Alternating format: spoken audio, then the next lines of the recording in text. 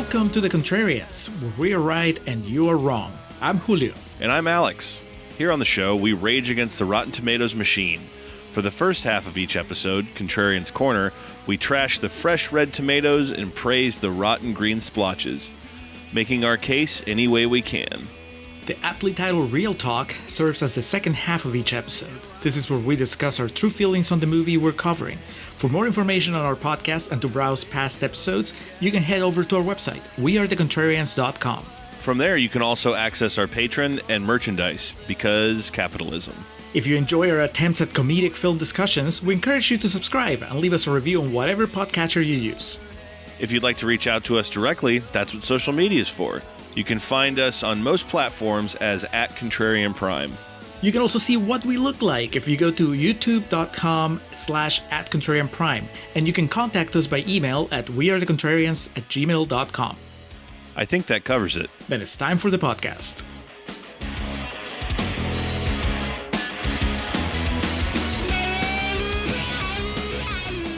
And we are recording for Contrarians Corner for The Searchers. Hello, and welcome to the Contrarians, where we're right and you're wrong. Very tempted to do a John Wayne impression here to kick us off, but... Please, do it. I will resist. I don't know. What do you say? What's his catchphrase? What's his, I knew you'd say that. Well, in this one, that'll be the day. I just, everything John Wayne says in my head, it ends with Pilgrim. So it'll be like, we're right, you're wrong, Pilgrim. You know, some shit like that. Most of the quotes of John Wayne's that come to mind, I'm not going to say, but though I'm sure that'll come back up at a later point in time. But yes, welcome back, or welcome to the Contrarians. Big John Wayne fan, big Western fan, big Searchers fan. You might have found yourself here. Excuse me.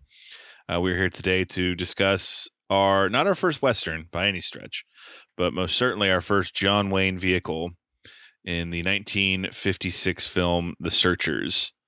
A big one. A very influential film. I know it is at the tip of the tongue, or one of the first ones to come up anytime, John Wayne's best is mentioned. This is not one of his Oscar-nominated or winning performances, but The Searchers is certainly of very high regard. And I think a lot of people aren't aware of how influential this movie was for some. Julio, we always feel the need to call this out when we come around to films like this. It is in the National Film Registry, and it was one of the original 25 films selected for it. So the Library of Congress deemed it pretty important. This is American history. Let us not forget. So is that the only John Wayne, or I guess it was the John Wayne in those first 25, right? There's no way that they let him double dip. They put The Conqueror, where he plays Genghis Khan, in there. That was 26. Like, all right, maybe next year. Yeah, exactly. I guess I don't know. Man, that might have to be a checklist we start. We need to knock off the first 25 movies they entered. But that'll come at a later day. Julio, The Searchers, a legendary film. Also quite fresh on Rotten Tomatoes, if I'm not mistaken. Yeah, that's 87%. Is that right? So it's not as good as Quantum Cowboys. No. But, it's a little pricklier than Quantum Cowboys. I think that's the problem. You think? Yeah, imagine if you swapped David Arquette and John Wayne, right? Oh my God. Do you also swap the scores? Did that suddenly make The Searchers a 100% movie and Quantum Cowboys takes a hit, goes down to 87%? Now, I would like to see Tom Waits in this, not going to lie. But 87%, I imagine that's based on a pretty healthy amount of reviews. 102. Certified fresh. So you got I thought 200 was the threshold. John Wayne gets 100 review discount. I'm like, all right, you just have to break 100. We'll give you the stamp, the certified stamp. 88% of the popcorn meter for those who care. More than 25,000 reviews there. Would also be remiss. It's important to call out that John Ford directed film, which is our first John Ford film. And I mean, he's regarded as one of the greater, or one of the more celebrated, highly regarded filmmakers of the golden age of Hollywood. So a lot of ground being covered here today. Yeah, I always get John Ford and John Huston mixed up. So until I sat down and started watching the movie and kind of glanced to to double check like the credits. Then I realized that no, this is our first John Ford movie. We've had 2 John Hustons before, right? We did Correct. The African Queen on the main feed, and then we did the Misfits. The Misfits on the Patreon. But no, this is a different John, old-timey director, potentially overrated, but different one. This is the one that liked to make westerns. Correct. And here he did. May 16th of 1956, it premiered at the Chicago Theater with an estimated budget of $3.75 million. I think some of the things that happen in this movie will be the subject of ridicule in the first half here, Julio, but you're not going to find me making fun of the aesthetic and the setting and the lengths that were gone to make this a very visually pleasing movie. When it comes to movies, Alex, 80s New York or 1800s Old West? Oh, brother, nothing fucking beats 80s New York. That is the peak cinema and television aesthetic. The setting, nor the subject matter, nor the time frame plays into why we're doing this movie, Julio. As one of our wonderful patrons brought this to the table, why don't you indulge our audience and letting them know why we're discussing John Wayne's The Searchers today? Oh, yeah. Well, maybe all of those things play a part into it, Alex. Patron. Well, I guess not from our vantage point. Right. Yeah. Well, patron and longtime friend, past guest, fellow podcaster Chas Fisher from Draft Zero and from almost entire run of the Contrarians. He's been one of those constant figures. He gave us this, and he also gave us a separate movie for the Patreon channel. Let's let him explain his thought process here. He sent us a clip. Hello, Contrarians. This is Chaz, the lover of American Hustle and the hater of Die Hard 5.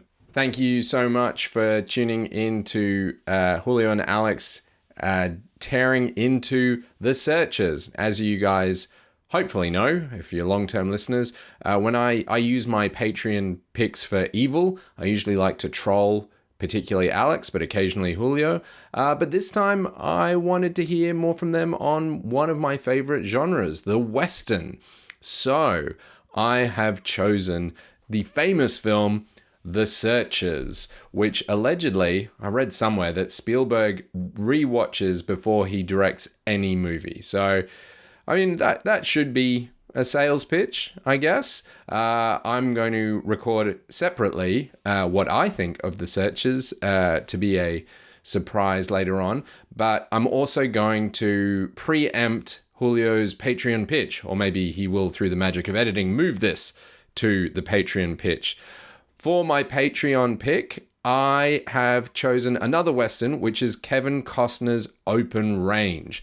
And because the Patreon episodes don't quite follow the contrarian format of tearing it down, Julio and Alex tend to dive straight into whether they like it or dislike it. They dive straight into real talk on the Patreon.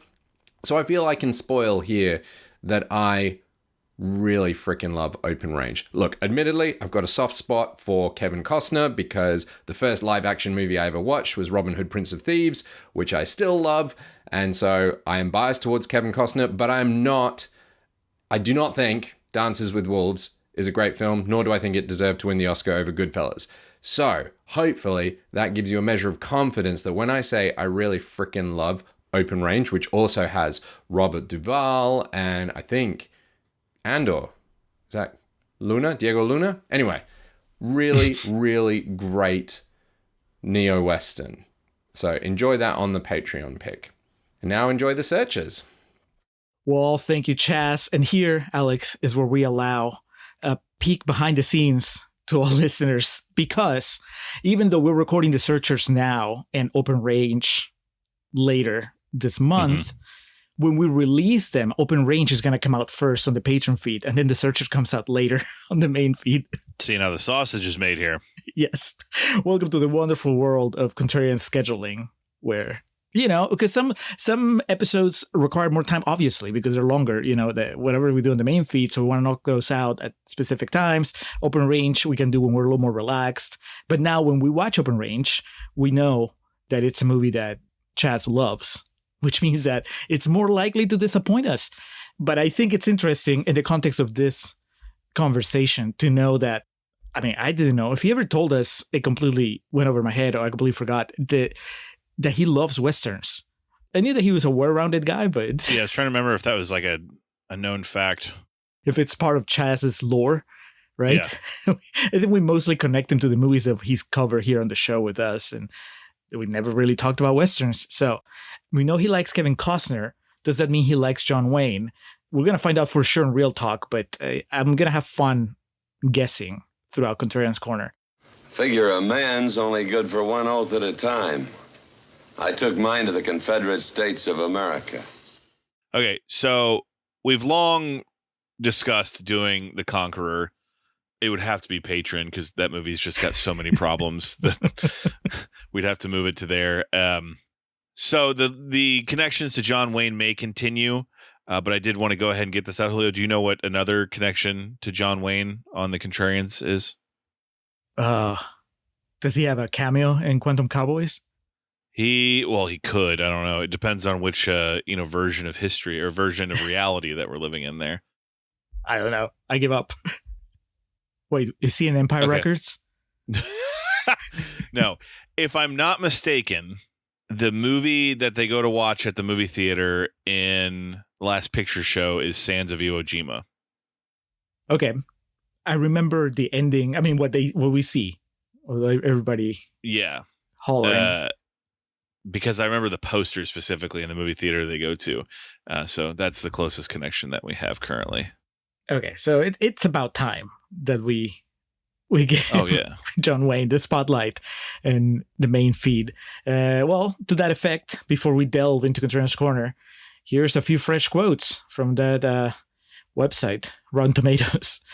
We start with William R. Weaver from Motion Picture Herald, Exhibitors Herald. And that sounds pretty old-timey. That might be like a quote from the 50s. It says, "The Searchers is one of the great ones, one of the greatest of the great pictures of the American West." Start a GoFundMe for William R. Weaver. Get him a thesaurus. There are other superlatives you can use besides great. John Buston from our very own Austin American Statesman says, "John Ford has taken..." Does it even exist anymore? I mean, I'm sorry. I always see the Chronicle. Is the Austin American Statesman still a thing? Yeah, I know. It certainly is in online. Well, does it really exist? Is it only online? No, it is. I know. I see it. It's at Walgreens at the checkout counter every time I go see it. Yeah. No, I apologize to our AAS fans. I'm just being funny. I don't read the newspaper. I just get my news from social media like everybody else. He says, "John Ford has taken an episodic but rather slim story and, with his well-known talent for freshening up routine materials, has developed it into a sweeping sort of saga which might be labeled a Western in the grand manner." What else would you label this? It's a Western. A love story? Yeah, I don't know what that's trying to say. Yeah, no shit. A thriller? A comedy of manners starring John Wayne. A historical drama. Oh, there you go. Yeah. Historical fiction. R.A. Higgins from Boston Phoenix says, "The Searchers has epic sweep. It seems, in a good sense, to go on for years." I mean, accurate in the sense that... yes, literally the plot develops over the course of, 10 years? At least. Longer? Yeah. Yeah. The little girl eventually grows up to be Natalie Wood. So, yes. Who, I think, if I did the math correctly, was like 20 playing a 14-year-old. Well, everybody here is... I know life in the Old West was pretty hard, but touche. Lucy's boyfriend looks like he's in his 40s. I'm pretty sure he's supposed to be a teenager, too. And we're going to close with Chris Cabin from filmcritic.com, who says, "The minute The Searchers begins, it's impossible to look away." I mean, it definitely is if you're going to record a podcast about it. You can't really skip ahead as much as I was tempted. Every now and then, Alex, when I hit a movie where I'm like, can we speed things up? I wonder, could I get away with jumping ahead 20 minutes and just let Alex fill in the blanks? Would he notice? I just kind of nod and go, whenever you're telling me about John Wayne shooting at people and riding a horse. But, I'm a professional, goddammit. Right? I know. Yeah, I agree. Anyway, those were the quotes. Let's go to Contrarians Corner. Lucy, You ain't much bigger than when I last saw you. I'm Deborah. There's Lucy over there. Deborah. Debbie. So for those listening, just a real quick disclaimer. There are certainly elements of this movie that have aged not well. And that is going to be a point of discussion, but that we'll save that for the second half because some of those subjects we don't want to make it seem like we're being overly light about. So don't worry. We'll stick true to Contrarians Corner because there's plenty about this premise alone just to have some fun with. And as we already called out, the casting of questionable ages in this. But as far as, the discussion of John Wayne at large, how that stands in 2025, that'll all come, but that'll be in real talk. So catch us there for that discussion. Yeah. If you're here for the John Wayne cancellation, that's real talk. Contrarians Corner is more lighthearted. Yeah, or just wait another, 3 or 4 years until that 71 interview in Playboy resurfaces for some reason and people get outraged. All right, The Searchers, which, by the way, need to call out based on a 1954 novel by Alan LeMay. In 1868, Ethan Edwards returns after an 8-year absence to the home of his brother Aaron in West Texas. Ethan fought in the Civil War on the side of the Confederacy, and in the 3 years since that war ended, he also apparently fought in the Second Franco-Mexican War. He has in his possession a lot of gold coins of uncertain origin and a medal from the Mexican campaign that he gives to his 8-year-old niece, Debbie. As a former Confederate soldier, he is asked to take an oath of allegiance to the Texas Rangers. He refuses. So, we get like this Little House on the Prairie type shit. And then it's just to set up, we think we're going to really get attached to this family, Julio, but it's really just to give John Wayne like an epic entrance. That's your Uncle Ethan, pointing at him. And my first note says the big man is back because he comes strolling in. And like this calls out here, I think it's funny. He has all this money. It's the equivalent of like, if you showed up at Christmas and started handing to your nieces and nephews and, your brother and your sister-in-law, like, cocaine, taped rolls of unmarked sequential bills. It's like, wait, where'd you get this? Don't worry about it. But John Wayne is more like, his brother will say like, this looks brand new. John Wayne just stares at him and goes, uh-huh. Yeah. It's like, all right, and where's your wife? Because I'm in love with her. Okay. I mean, I figured the longer the movie went, I'm like, this is definitely, and it's mutual, right? Like they both are staring at each other in a way that made me uncomfortable, especially because the husband was right there. But we never get an explanation. Where's the cuck chair? Where's the cuck crown? The guy was distracted counting the money. A modern film, Julio, we'd have like, a soundtrack to back it and more shots of longing and like, there'd be an extra 30 to 40 minutes added to the movie for the backstory. It'd be more fleshed out. Yeah. In the 50s, they're like, you're clocking this? Okay, well, you better hurry because she's about to die. So you get one look and you got to figure it out for yourself. It's pretty shameless, though. And does it match up that Debbie's 8 years old and that's how long he's been away? Yeah, it does, but you got to figure that out for yourself. Because I don't know much about John Wayne. And this is, if I didn't say it before, I'll say that this is my first John Wayne movie. So actually, he might have a cameo in Gremlins 2. Coming soon to a Christmas commentary near you. But I just didn't know if this was just John Wayne checking out the actors that he was working with. He was just that shameless at that stage in his career, or if this was like a character thing. So I was very thankful in a way when there were enough shots that showed that his sister-in-law was also looking at him. And at some point she comes really close to just smelling his jacket before she hands it to him. Mm-hmm. Like, guys, the whole family is like in the next room. Anybody could just walk in and catch this scandalous behavior for the 1800s. Like today, they'll be going to a Coldplay concert together. But back then, they could get into a duel, right? Like his brother could say, hey, pistols at dawn. You're looking at my wife the wrong way. That was the Old West. Spit over that line. Yeah. You said Little House on the Prairie. Have we? I mean, we have visited this era of American history before, right? Mm-hmm. More recently, when we did Unforgiven in we were talking about how those bars look pretty shitty.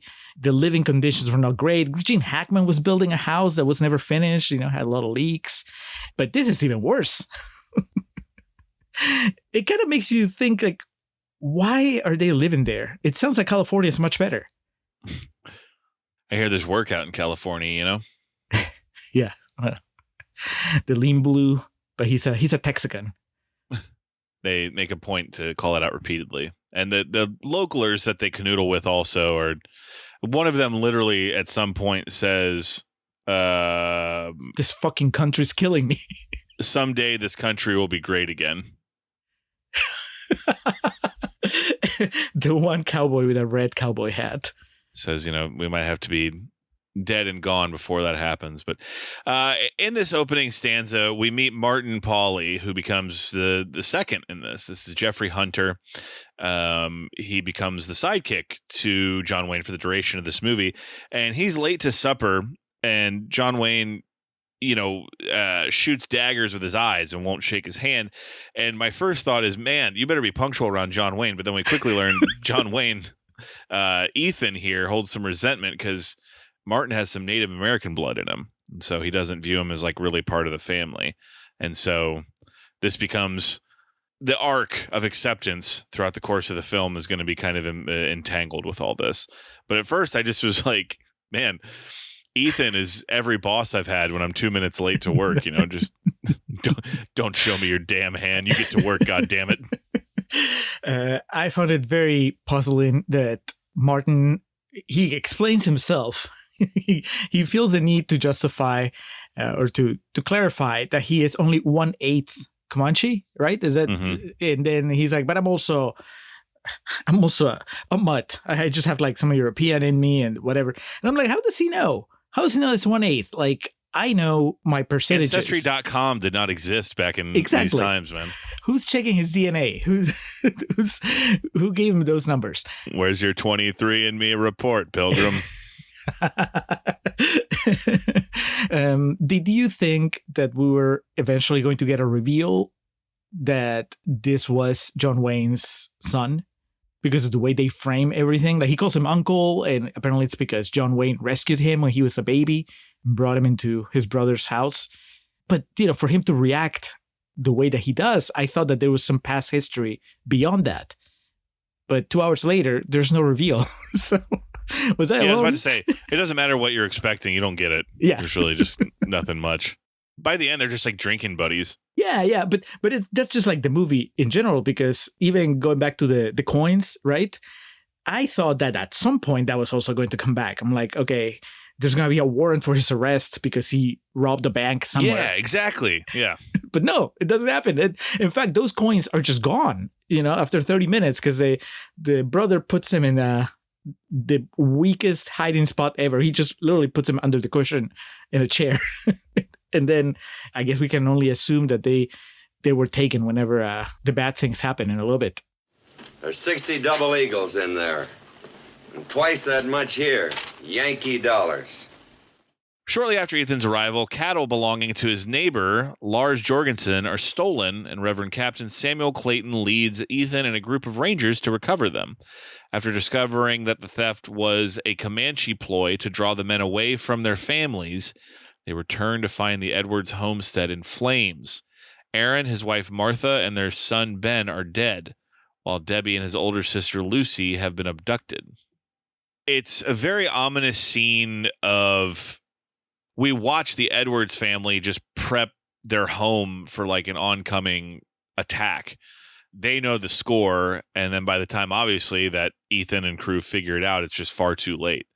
The reveal of the house asunder is pretty fucking intense. Do you get a New Hope vibes? Luke coming back to Uncle Owen and Aunt Beru. It's funny you say that. I don't know if you knew that, but that was cited as the inspiration for that scene. Really? Mm-hmm. George Lucas, what a hack. So the most upsetting part about this is it appears the dog didn't make it. I think the dog's name was like Chris or something. Which he makes it. He does. He does? Yeah, because he leads John Wayne later to the... They just leave him behind, though. Fuck John Wayne. Yeah, he just leaves the dog behind. But yeah, he shows that the doll was left behind, so they know that Debbie was taken. I don't really know what the plan was. They all like barricade themselves in the house and then send the little girl like, all right, go hide behind the tombstone where your grandma's built. You know, they'll never think to find you there. But the older sister, what was her name? Lucy? Lucy. The one that has a boyfriend that's like 40? She blows the cover of the family just by like letting out a scream of terror, to which her mom has to retort by slapping her, getting, the fighting spirit slap. But Julio, the purpose of this movie now becomes clear. It's going to become a journey and adventure to find poor little Debbie and Lucy, because at the time they assume that they're both still alive. Yes, correct. Or at least they're hoping. John Wayne and his group of neighbors. What are they? Confederates? Rangers. Texas Rangers. Yeah, the Rangers fall for the oldest trick: the murder rate fake out. The look over here. Yes, we're gonna take your cattle, and then while you go chasing for your cattle, we're gonna, for some reason, just destroy your families. I mean, like I said, life was tough in the Old West. You would think that the family, the Edwardses, would have had a better, more thought out escape plan. Why is it that only the little girl gets to run away? Why couldn't they all escape that way and just leave the house? Why do you have to like bury, when you know that it's probably 30, 40 indigenous soldiers coming your way? Like, why would you stand your ground instead of just leaving with the girl? They might have actually been able to survive that way. Now, do you think that the movie's telling you that the girl would have been safe if not for the dog, Chris, yapping the entire time she's trying to hide? He was just trying his best. He was trying to tell her, go get your family because they're going to get killed. This is your hiding scheme? You're going to get caught. This is bullshit. Come with me. There's a reason the dog's still alive when John Wayne returns. I couldn't really understand the timeline, though, for this thing, because they go, I mean, this is, you just explained it in a very concise manner, but when you're watching the movie, we actually follow the Rangers for what must have been at least a day, because they ride out until they realize that, we've been fooled, and then they have to ride back, and John Wayne has the luxury of staying back. He watches them all leave, and he's like, no, you know what? I'm actually going to feed my horse and let him take a nap, and then I'll join you. And on his way back, he rides past Martin, who didn't heed his advice. And so Martin, I don't even know what happened to his horse. He's just kind of walking around in the desert and rides past him on his way to the house. He gets to the house, sees that everything is in flames, goes in. You can tell that he finds the corpses of his family. And then he turns around and Martin is right there behind him, crying against the wall. How did he get there so fast? He's got great conditioning, man. You can just keep that stride going. Oh, yeah. Seeing John Wayne right past him, suddenly the adrenaline just shot through his entire body and he took off running. It's a rough scene. I did not expect, I don't know. It's a little bit naive, I guess, on my part to assume that a movie that's that old from the 50s was not going to be, there was no way that anything that bad would happen. In my mind, I was like, it's just going to be a fun adventure. Cowboys, riding horses, pretty scenery. They go on a quest to find gold and then, a happy ending. But instead, mass murder within 20, 30 minutes of the movie starting. Did this shock you? Where you're like, oh no, this is not going to be a good time? No, I know John Wayne needed some reason to get all fired up to want to go out and exact revenge. So the visuals were more surprising than anything. I was just like, Jesus, there's really no ambiguity to what's going on here. And then the close-up of his face. I guess you were still not sure. The heartbreak and disgust in his face just tells you everything you need to know. I guess you could say that they could have told us this in maybe half the runtime if they had skipped the entire Ranger subplot on the way to finding out that they've been fooled. But I mean, this movie's like right at 2 hours, Alex. And I think at this point we can say that we could have done it in 90 minutes. Oh, yeah. There's a lot of meandering, both just plot wise and I guess cinematically. There's a lot of like, hey, look at how fucking awesome this set we found is. It's like, yeah, I get that. Look how pretty America is. There's also a very large insistence on making sure we all know the tricks John Wayne learned with his gun, like the twirling and the different ways to draw it. And I appreciate it, but I don't need to see it. We know it's John Wayne. I appreciate that Liam Neeson learned how to twirl a lightsaber, but let's move it along here. After a brief funeral, the men set out in pursuit. When they find the Comanche camp, Ethan recommends a frontal attack, but Clayton insists on a stealth approach to avoid killing hostages. The camp turns out to be deserted, and further along the trail, the men ride into an ambush. Despite fending off the attack, the Rangers are left with too few men to fight the Comanches effectively. They return home, leaving Ethan to continue his search for the girls with only Lucy's fiancé, Brad Jorgensen, and Debbie's adopted brother, Martin Pauly. Ethan finds Lucy murdered in a canyon near the Comanche camp. In a blind rage, Brad rides directly into the camp and is killed.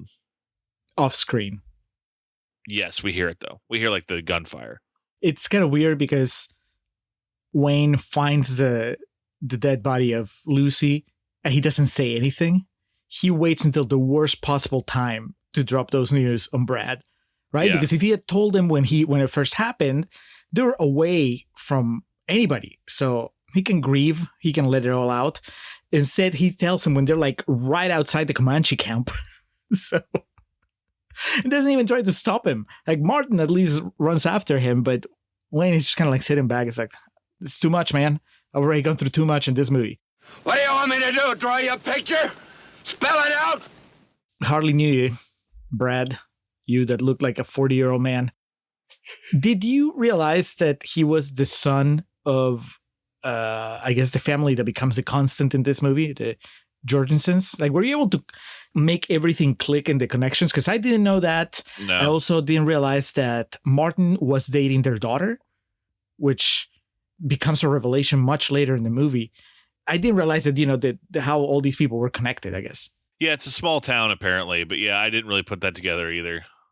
Much later. John Wayne tells the dad, did you get my letter where I explain how I'm responsible for your son's death? Yeah, there's these elongated sequences of just reading letters and waiting around for letters. It's also, we need to call out too, they do the Kid Rock joke from Joe Dirt here where Martin kind of knows how to read, but not entirely. He kind of knows how to read. He kind of knows how to handle a relationship with a woman. Well, I do have in my notes here, brother, ? Because the Comanche's colors in this are red and yellow. So Hulk Hogan watching this getting incredibly paranoid. But yeah, Martin and Ethan are now left on their own in that aforementioned shootout where the Rangers get wiped out. We do see that Ethan saves, his would-be nephew, so he's grown a bit of attachment to him. It's tough love because he manhandles him a lot too. When winter arrives, Ethan and Martin lose the trail and return to the Jorgensen ranch. Martin is enthusiastically welcomed by the Jorgensen's daughter, Lori, and Ethan finds a letter waiting for him from a trader named Futterman, who claims to have information about Debbie. Ethan, who would rather travel alone, leaves without Martin the next morning, but Lori reluctantly provides Martin with a horse to catch up. And there's a moment, it looks like they're going to split up here, go their own ways. Well, I'm sorry, Lori, but I just got to catch up with Ethan. Well, go ahead and catch up with him then. At Futterman's trading post, Ethan and Martin learn that Debbie has been taken by Scar, the chief of the Nayaka band of Comanches. A year or more later, Lori receives a letter from Martin describing the ongoing search. Reading the letter aloud, Lori narrates the next few scenes in which Ethan kills Futterman for trying to steal his money, and Martin accidentally buys a Comanche wife who runs away when she fears Scar's name. Is that what happened? I don't think that's what happened. Well, yeah. Summation here says she runs away when she hears Scar's name. I said fears because obviously it strikes fear in her heart. Later, she's among the dead when the two men find the portion of Scar's band killed by soldiers. So, a lot to unpack here. Not the most confusing or baffling of which is exactly what it says here. It becomes this voiceover segment of events where Laurie's reading this poorly written letter to catch us up on the happenings of what's gone down. Futterman, the Duke has him scouted, man. He knows what's up, so he sets up this sleeping bag to make it seem like he's in there. And he keeps watch, and Futterman tries to kill him to steal other shit. And he guns him down along with two other men. shoots them in the backs, respectively, which will come back in some capacity. I'm not going to say to haunt him. No. Because the spoiler, he just kind of gets away with it, doesn't he, Julio? He doesn't, again, much like all the other things that are sort of set up in the movie, I guess it's sort of paid off, so it's a little better than the other two. But yeah, there's nothing. This Futterman character, from the beginning, you can tell he's shady. He's not to be trusted. He's going to go back on his word. And, he's just missing a hoodie. That is a John Fetterman joke for nice. all Yeah, the that was international listeners. It's a weird point of view change, because suddenly the story is being told from Martin's point of view. It's also a sudden storytelling change because suddenly the story is being told as a flashback, right? All these things have already happened, which makes it extra weird when halfway through the letter, Martin reveals kind of in a lighthearted manner that he got married to a Comanche woman. But when he's writing that letter, he already knows what happened to that Comanche woman. So this is not back in the day, he wouldn't even have to disclose it, right? And if he was going to disclose it, because, it was an accidental marriage, but if he was going to disclose it, you think he would have said like, hey, this really fucked up thing happened. And now she's dead and it's kind of my fault. But instead, the movie plays it for laughs. Like, Laurie's reading, and then she gets to the part about where Martin reveals that he's married on the letter, and she starts freaking out, and it's like a comedy set piece there. And it's just so weird because a few scenes later, the poor Comanche wife, she's dead in the brutal fashion. So I don't know. Yeah, and looking past the obvious issues with that scene, they're just like mean to her. Like they just have no couth. And Martin like kicks her over in a sleeping bag and it makes her roll down a hill. She's just trying to be nice, man. It's weird because the movie has been establishing John Wayne's character as the asshole. He's just rude to begin with, and then on top of that, he has extra beef with the Comanches. So if anybody was going to kick a Comanche woman, I would have thought it was him. It's really weird when it comes from his adopted nephew. Yeah.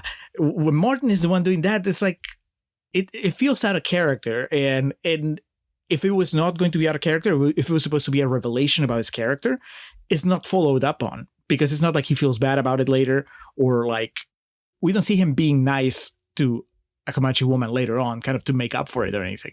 It's just it's just a gag. They play it for laughs, it just doesn't work. And then unfortunately, as mentioned here, she's gunned down, or she meets her end in some horrific fashion as they find her at the campsite following this. What do them soldiers have to go and kill her for, Ethan? She never done nobody any harm. We gotta catch up with them yellow legs. Maybe they got Debbie with them. In New Mexico territory, they find Debbie after 5 years, now an adolescent. Come on. This is Natalie Wood. This is when you find out John Wayne's supposed to be in his mid-20s in this movie. Exactly. Natalie Wood, was this movie 56? So this movie came out in 56. Let's assume it was filmed in 55. She would have been close to 20 at this point. So, adolescent, young adult, all the same thing. Yeah, especially back then. Like I said, they age differently. The hard life of the West. By the time you're 16, you can drive, drink, smoke, do whatever. So you can adopt other cultures as your own. Apparently, or be okay. Does she do that, or is this movie supposed to say she was indoctrinated? Well, the movie never really tells you, because I thought at first she stands her ground. Exactly. And that's she's the thing. Like, these people like raised me. Like, I was expecting you to come save the day, and you never did. She becomes Sam Worthington in Avatar. But then at the end, she's like, "Oh, I'm so glad you came back. Let me go with you." So she has the fickleness of a 14 going on 22-year-old. I made the cultural appropriation joke because I guess this would become a trend in Natalie Wood's career. I don't know how far from West Side Story we are, but in that movie she plays Maria. And I'm sorry, but she's not a Maria. Good call. Now an adolescent living as one of Scar's wives, even more problematic if she's, supposed to be 14 or whatever. She says that she has become a Comanche and wishes to remain with them. Ethan would rather see her dead than living as a Native American. What's wrong with this guy? Yeah, and this, I don't think, spoiler, John Wayne is not supposed to be a good guy in this movie. Okay, you know that. I know that. Do the people in 1956 know that? I don't know. I don't think so. I don't even know that John Ford knows that because he gets a lot of hero shots, and the score seems to be telling you that this movie is kind of heroic when I'm horrified, and that it's funny and whimsical when I'm just put off. So I think that I'm not seeing eye to eye with the filmmaker in this one. We're just disappointed, Alex, when we finally get to Scar and there's not a single hyena in place. God damn it. I was trying to time the Lion King joke properly, and I was unable to do so. Yeah. He does have a scar, though, on his face. It's a start. Yeah, they at least went the extra mile. The Blofeld. It's not quite the Donald Pleasance going down the whole face, but I guess there's, at a base level, a reason they call him Scar. He tries to shoot her, but Martin shields her with his body as the Comanches wound Ethan with an arrow as they escape. This is probably, Julio, not probably, this is the most compelling action sequence of the movie, visually and what happens. They literally trap Ethan and Martin, and they have to shoot their way out. But yeah, old John Wayne gets shot with an arrow upon retreat. They leave Natalie Wood behind. Not that she wanted to go with him to begin with. Yeah. And somehow in all this, John Wayne writes his last will and testament. Okay, so what do you think happened? Did he write that thing way before they even started this trek? Did he have it in his pocket from the moment that he met Martin? Well, see, the thing is, we don't see it, so we don't know how amended it's been, and Martin's just reading that. There's probably words and letters crossed out, or he just got some whiteout in his pouch and went back and added a few words to it, because it says he has no blood kin. So right, yeah, and he has to teach Martin what the word bequeath means. But yeah, that's just a little bit of a comedic relief after 5 or 6 deaths. After he pulls a gun on a fucking miner, yes. And he's just like, get out of the way. I can't stand to see her this way. And he even says something in the previous scene where they're trying to find her at a camp where they come across some young girls that had been, captured and raised in a Native American tribe. And he says, they ain't white anymore, which that was ad-libbed, Martin tends to Ethan's wounds, but he is furious at him for attempting to kill Debbie. Because of this, they have to return home. Meanwhile, Charlie McCory has... I was waiting for this transition, Alex. Yes. Has been courting Lori in Martin's absence.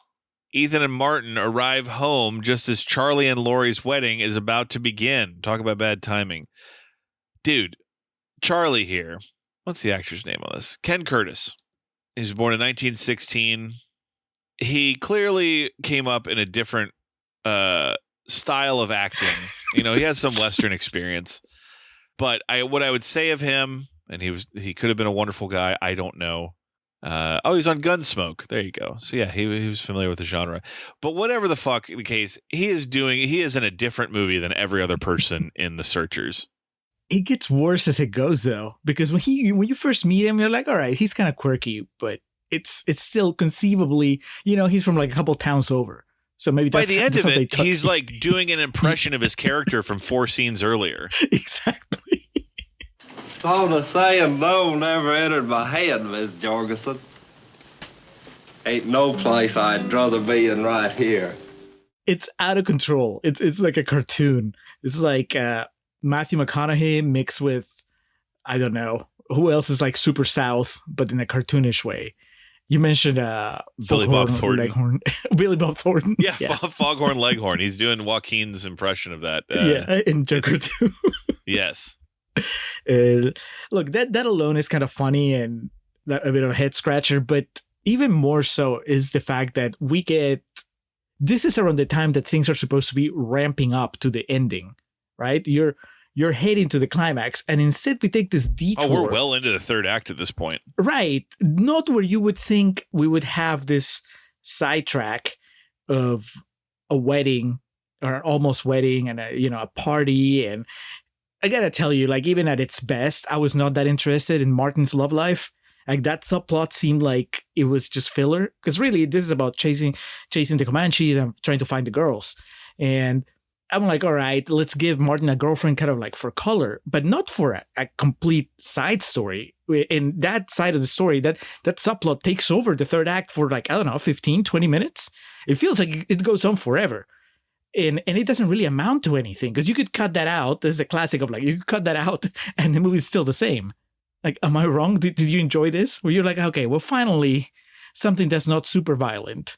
I guess like it gives us something to stay interested in aside from just John Wayne's going to save the day. It gives the audience something, would be to sink its teeth into. But then we get like the crazy, stupid love ending here where it's just like, okay, what the fuck are we doing? So I don't know. You know me, I'm going to bite on anything that is romance or love torn asunder, So I love that she sees him and immediately is like, oh my God, I'm doing the wrong thing. But it plays out in this borderline comedic fashion of, all right, we're going to get in a fist fight now to fight for for her honor. And they go outside, very gentlemanly, as I texted you before the episode. Julio said, after you. I like laughed out loud, and I did say brother out loud because Jeffrey Hunter throws a big boot at Ken Curtis in this fight. Like when they get separated, he hits the fucking Hulk Hogan big boot. I was beside myself with laughter. Yeah, it's not even his opener. It's like halfway through the fight. Oh yeah, like he restores his manner to throw that thing, man. But I do have to say, for the kind of just quizzical nature of this, and like, what are we doing?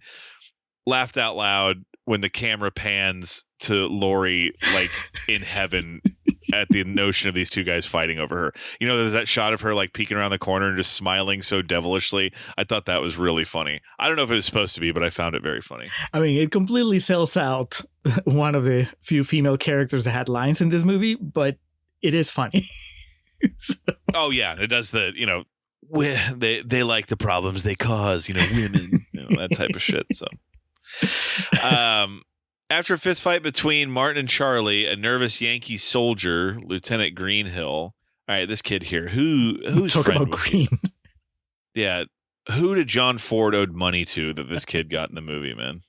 It has to be, right? Because even the dialogue in the movie references that he is there. It makes it sound like he's there because his dad is a big general. That was the first take where Ward Bond's just motherfucking him like about his lines.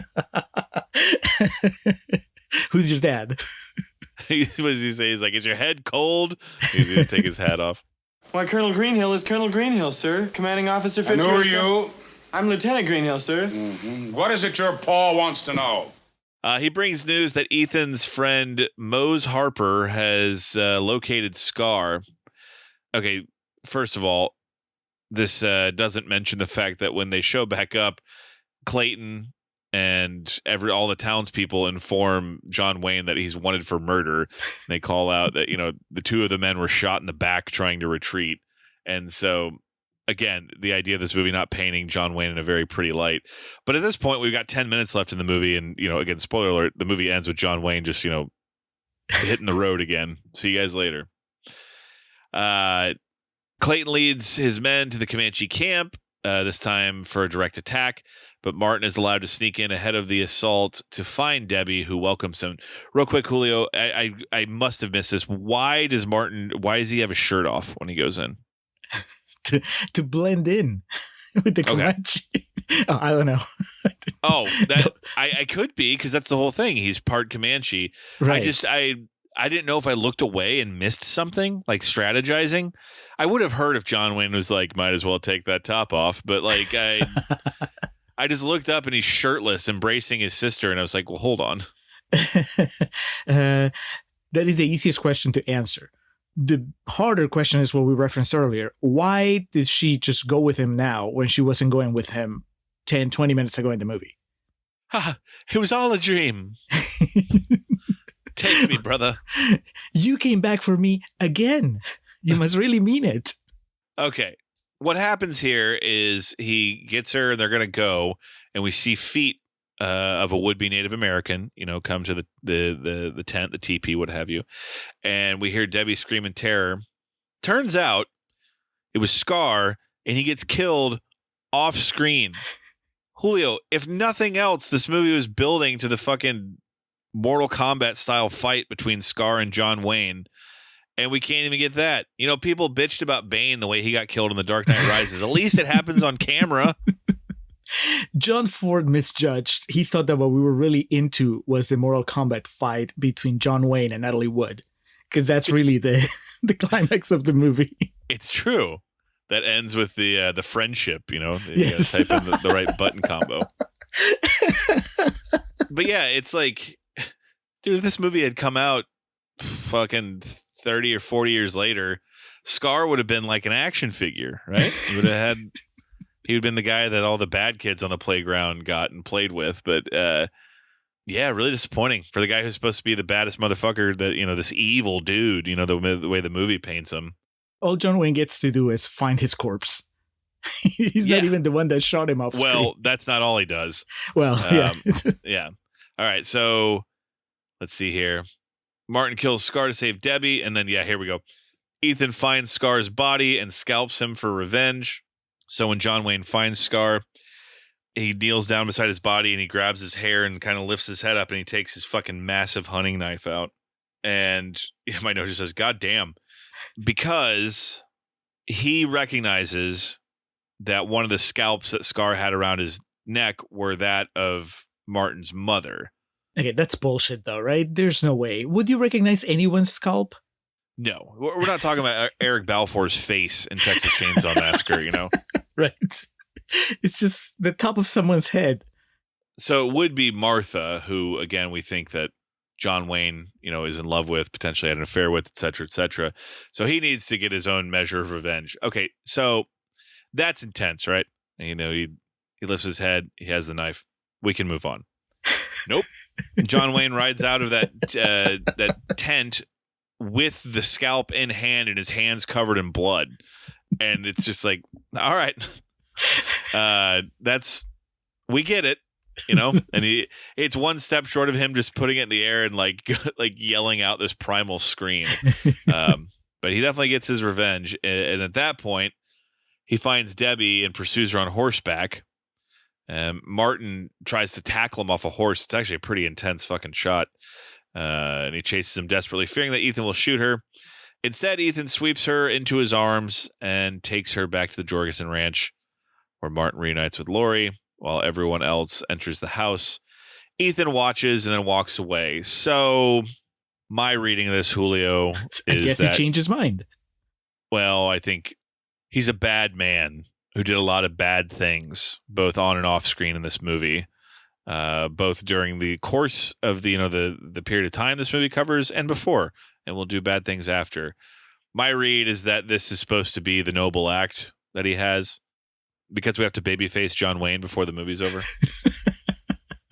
Okay, but even if I understand why, but shouldn't we see a transition? Because literally 5 minutes earlier in the movie, he is ready to kill Natalie Wood. Like, he still wants to kill her. And also the theater of it all. It's like, if that's what was going to happen, you just tell her to get on the horse. Right. Like, you don't need to kick Martin out, right? You can just get Martin, put him on the horse with you. That's Simpsons, where Bart super glues these things to his face as a joke. And he goes to the doctor to take him off. And Dr. Hibbert tells him, we'll be able to get him off. It's just going to take a series of massive injections. And he takes this big fucking needle out and he starts going towards Bart with it. And Bart starts sweating and all the stuff comes off his face. And he's like, oh yeah, I knew that in the end sweat would just dissolve the glue. And Bart's like, well, couldn't we just have turned the heat up or something? And he goes, oh heavens no, it had to be terror sweat. And that's, it's the same principle here. I guess Ethan just had to have her fear for her life one last time so she knew he was in control. And then he's like, all right, let's go home. Well, maybe he just didn't know. which way he was going to go. He was like, let me chase her and I'll make a last minute decision. Do I run her over with the horse or do I sweep her? Even more perverse ending is that Ethan has schizophrenia and doesn't know, or he's bipolar or something. He doesn't know which decision he's going to make till he gets there. Well, I was left wanting because I'm okay, relatively okay with John Wayne getting some sort of redemption in the last 5 minutes of the movie, but I would like to buy that redemption. I will say that the closing of the movie felt just, even if he got the big fucking, comeback moment at the end, he's still left alone because he's a piece of shit, But it wouldn't have been better if he's trying to walk away into the horizon and then all the Rangers block him. Like, yeah, we still have this warrant for your arrest, brother. Where do you think you're going, man? Fetterman's widow is like, yeah, that was him. That's him. That's the one, Sheriff. Get him. And then, oh yeah, that'd be funny because his horse is like in the stable, so like John Wayne just takes off on foot, and the way the movie ends is it's just the shot through that doorway, so you see him run away, and then you just hear gunfire in the background. It's the end of Reservoir Dogs. Oh Jesus! But yeah, he's an old broken down piece of meat, and he's alone, and he deserves to be alone. And to be honest, it'd be fair if Debbie hated him because almost like he made her think he was going to kill her. So, but anyway, John Wayne, man, no credits on this one, Julio. The door shuts behind him on his way out, and we just get the end. And then YouTube told me to get the fuck out of here. They were like, "What do you want to watch now?" Gave you a list of like 10 John Wayne movies that you could watch. Yep. Where he'll do the exact same thing. Oh, damn. He went there, not me. All right, Alex. That was The Searchers. I think we did a pretty good job explaining the movie to anybody who hasn't seen it. Oh, yeah. Are you ready to go to real talk? Plenty more to discuss there, so let's move it along. All right.